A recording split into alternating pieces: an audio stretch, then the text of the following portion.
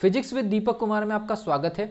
इस YouTube channel पर physics as a compulsory subject के रूप में जहाँ जहाँ एग्जामिनेशन में शामिल होगा उस पर्टिकुलर सब्जेक्ट की स्टडी करवाई जाएगी। फॉर एग्जांपल नीट की स्टडी हो, आईआईटी जेईई मेंस की स्टडी हो, एनडीए की स्टडी हो या एयरफोर्स की स्टडी हो, या जहाँ कहीं पर भी physics as a compulsory subject पूछा जाएगा वहाँ पर आपको फिजिक्स को लेकर के एक बेहतरीन शानदार वीडियो लेक्चर्स आपको सिलेबस वाइज टॉपिक वाइज इस चैनल के माध्यम से प्रोवाइड किए जाएंगे। अगर आप इस चैनल पर नए हैं तो चैनल को सब्सक्राइब कर लीजिए, बेल आइकन को प्रेस कर लीजिए। और मैं आपको बताना चाहूँगा कि अगर आप नीट 2022 और आईआईटी जेईई 2022 को लेकर के अगर मान लीजिए सीरियस है या प्रिपरेशन करना चाहते हैं, और अगर आप प्रिपरेशन कर रहे हैं तो नीट का जो एग्जामिनेशन कंडक्ट हुआ है 12 सितंबर को, उसका एक क्वेश्चन मैंने उठाया है और उस एक क्वेश्चन के बेसिस पर आपको बताना चाहता हूं कि आप एक अगर स्टूडेंट है और ऐसे एग्जामिनेशन को क्लियर करना चाहते हैं तो आपको किस लेवल की प्रिपरेशन करनी चाहिए। तो अगर आप इस वीडियो को लास्ट तक देखते हैं तो आप अपनी तैयारी का अनुमान लगा सकते हैं। सबसे पहली चीज, नीट में एक क्वेश्चन पूछा गया था कि एक्चुअल में हमको ये पता करना था ये T1 T2 T3 के जो वैल्यू है, ये T1 T2 T3 की वैल्यू सबसे ज़्यादा कौन सी है, मतलब क्या T1 की वैल्यू ज़्यादा है या T2 की वैल्यू ज़्यादा है या T3 की वैल्यू ज़्यादा है। मैं आपको बता दूं इस क्वेश्चन के माध्यम से, इस क्वेश्चन के आधार के कैलकुलेशन के आधार पर आपको बताना चाहूँगा कि आपको प्रिपरेशन किस प्रकार से करनी होती है। सबसे ज़रूरी चीज़, मैं यहाँ पर आपको आंसर निकालना नहीं सिखाऊंगा, मैं आपको एनालिसिस करके सिखाऊंगा कि एक्चुअल में प्रिपरेशन कैसे होती है। ठीक है, एक्चुअल में पूछा यह गया था कि जो आइसोथर्मल जो वक्र होता है या समतापी वक्र जो होता है, ठीक है, एक्चुअल में ये है आपका समतापी वक्र। ओके, ये है आपके लिए समतापी वक्र। और समतापी वक्र में हमको ये पहचानना था कि टेम्परेचर सबसे ज्यादा किस तरफ होगा, क्या T1 होगा, क्या T2 होगा, क्या T3 होगा। तो कोई प्रॉब्लम नहीं है, मैं जिस प्रकार का आपको एनालिसिस करके दे रहा हूँ वो एक्चुअल में आईआईटी जेईई मेंस और नीट का एकदम लेवल वाला क्वेश्चन है। नीट में ये क्वेश्चन आया है लेकिन मैं इसको एक डिफरेंट लेवल पर बताने की कोशिश करूंगा। सबसे पहली चीज मैं बता दूं, ये आइसोथर्मल जो वक्र है, ये आइसोथर्मल वक्र में ये जो वक्र होते हैं इनके जो क्षेत्रफल जो आते हैं, याद रखिए इनके जो एरियाज जो आते हैं, इनके जो एरियाज आते हैं ये एक्चुअल में आइसोथर्मल वक्र का वर्क होता है, आइसोथर्मल वक्र का वर्क होता है। ठीक है, जैसे फॉर एग्जांपल ये वाला ले लीजिए फर्स्ट वाला, दूसरा वाला ले लीजिए, दूसरा वाला इस प्रकार से आप देख रहे होंगे जैसे जैसे हम बाहर की तरफ जा रहे हैं, जैसे जैसे हम बाहर की तरफ जा रहे हैं वक्र का क्षेत्रफल बढ़ते चले जा रहा है। मतलब T1 वक्र के लिए अगर वर्क W1 है, T1 वक्र के लिए वर्क W1, T2 वक्र के लिए वर्क W2 और T3 वक्र के लिए आपका जो वर्क है वो W3 है। ठीक है, T1 टेम्परेचर पर जो वर्क किया जा रहा है वो W1 है, T2 पर W2 है, T3 पर W3 है।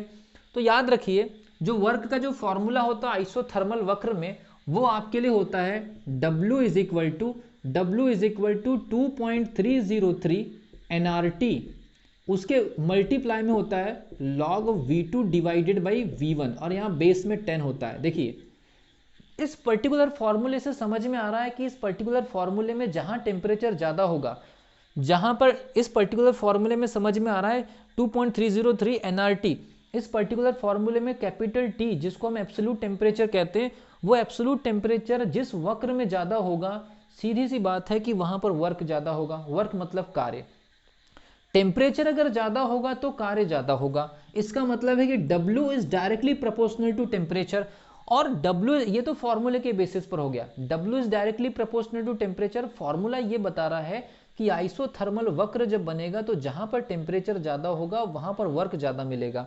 ये पहले लेवल का एनालिसिस है। अगर आप जेईई मेंस की तैयारी कर रहे हैं, नीट की प्रिपरेशन कर रहे हैं तो एनालिसिस बहुत इंपॉर्टेंट होता है। तो पहला एनालिसिस ये हो गया कि फॉर्मूला ये कह रहा है कि टेम्परेचर जिस वक्र का ज्यादा होगा वहां पर आपको वर्क ज्यादा मिलेगा, कार्य ज्यादा मिलेगा। और उसी वक्र के बेसिस पर जो बाहर वाले जो वक्र होंगे, बाहर वाले जो कर्व होंगे वो ज्यादा बड़ा एरिया कवर करेंगे, और ज्यादा बड़ा एरिया कवर करेंगे तो ज्यादा क्षेत्रफल मिलेगा। मतलब ये कि ग्राफिकल एनालिसिस और न्यूमेरिकल एनालिसिस, ग्राफिकल एनालिसिस और फॉर्मूले बेस पर जो एनालिसिस है दोनों एक दूसरे को सेटिस्फाइड कर रहे हैं। इससे एक चीज तो साफ हो जाती है कि T3 का जो टेम्परेचर है वो सबसे ज्यादा है। तो एक चीज एनालिसिस होती है T3 is greater than T2 is greater than T1।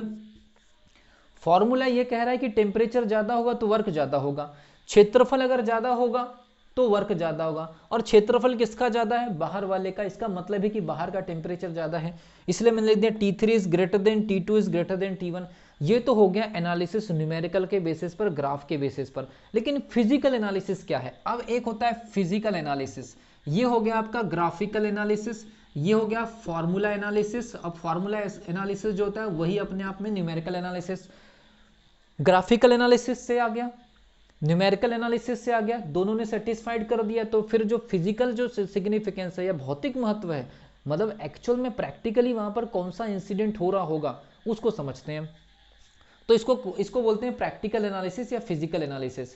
याद रखिए, एक्चुअल में जब हम इसको समझते हैं आइसोथर्मल वक्र को, तो हम पिस्टन सिलेंडर अरेंजमेंट की बात करते हैं, और यहाँ पर जो गैस होती है वो आदर्श गैस या आइडियल गैस होती है। इसको हम हीट दे रहे हैं। जब हम उष्मा देते हैं, जब किसी सिस्टम को उष्मा देते हैं, अब देखिए एनालिसिस एक नए लेवल पर लेकर जा रहा हूँ। जब किसी सिस्टम को उष्मा देते हैं तो ये जो उष्मा होती है, ये जो हीट होती है, ये U प्लस W में कन्वर्ट होती है। अभी मैं एक नॉर्मल फॉर्मूला लिख रहा हूँ आपको सिर्फ एक्सप्लेनेशन करने के लिए।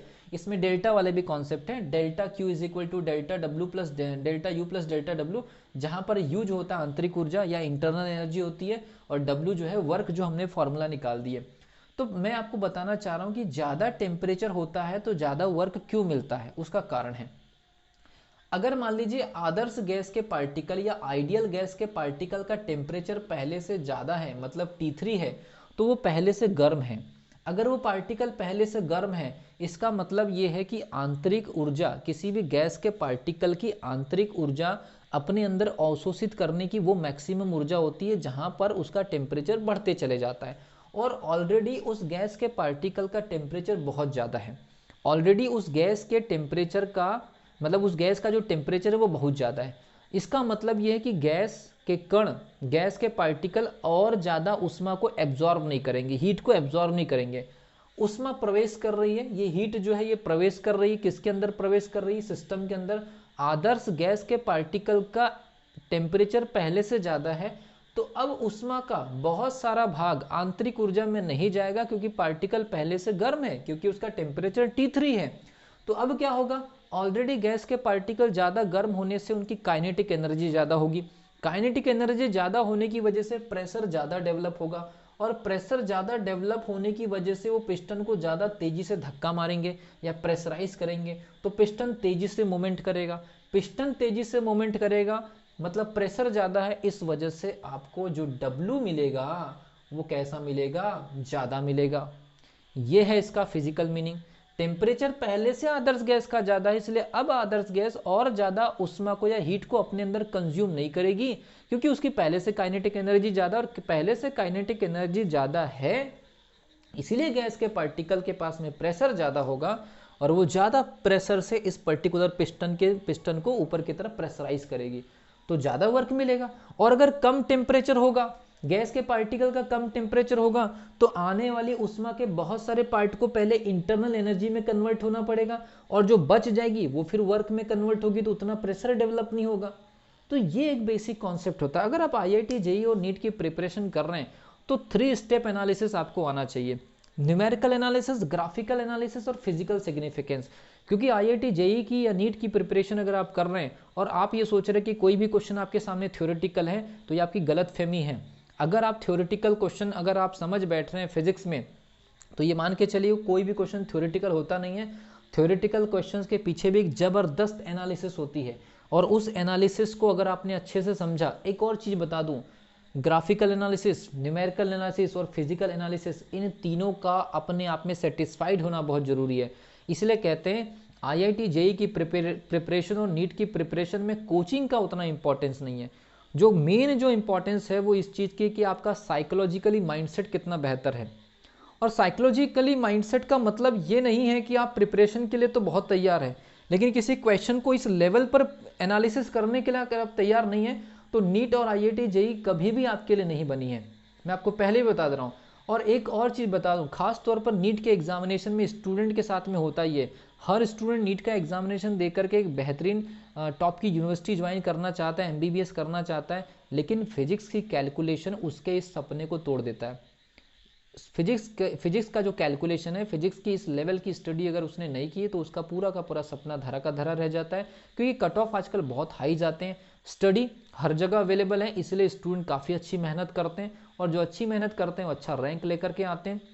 तो ये जो सब्जेक्ट है पूरे नीट में हमेशा स्टूडेंट के ऊपर हावी होते हैं, और अगर आप एक बायो साइंस के स्टूडेंट हो और नीट की प्रिपरेशन कर रहे हैं और तो आपके लिए तो ये प्रॉब्लम है, इसलिए इसको सीखना बहुत जरूरी है। इस पर्टिकुलर यूट्यूब चैनल से अगर आप किसी भी प्रकार की एक्सपेक्टेशन रखते हैं तो आप कमेंट सेक्शन में लिखिए। जीरो लेवल से 11th वाले पोर्शन को अलग से, 12th वाले पोर्शन को अलग से इस यूट्यूब चैनल पर फिजिक्स को एकदम शानदार लेवल पर पढ़ाया जाएगा। एकदम बेहतरीन वीडियो लेक्चर्स होंगे और बिल्कुल एक डाउन टू अर्थ लैंग्वेज में, कोई भी हाई प्रोफाइल लैंग्वेज में आपको नहीं, एकदम नॉर्मल लैंग्वेज में आपको एक्सप्लेन किया जाएगा ताकि आपको ईजिली समझ में आ जाए। और ऐसे टफ न्यूमेरिकल, ऐसे ग्राफिकल एनालिसिस और ऐसे फिजिकल सिग्निफिकेंस आपको सिखाए जाएंगे इस पर्टिकुलर यूट्यूब चैनल पर फिजिक्स को लेकर के। तो इस पर्टिकुलर वीडियो को जितने भी स्टूडेंट के साथ में शेयर कर सकते हैं करिए। और इस यूट्यूब चैनल पर हम लोग एक बहुत ही शानदार सीरीज स्टार्ट करेंगे, शॉर्टकट ट्रिक्स सिखाई जाएगी, अलग अलग एग्जामिनेशन के क्वेश्चन सॉल्व कराए जाएंगे, टफ से टफ क्वेश्चन सॉल्व कराए जाएंगे। तो आई होप आपको समझ में आया होगा कि क्या गेम रहता है नीट और IIT JEE में। पूरा जो गेम रहता है वो रहता है एनालिसिस का और कैलकुलेशन का और ग्राफ का। ये तीन चीज़ अगर आपने अच्छे से कर ली तो मेरा ऐसा मानना है नीट और IIT JEE आप जैसे स्टूडेंट के लिए है। तो I hope, wish you all the best.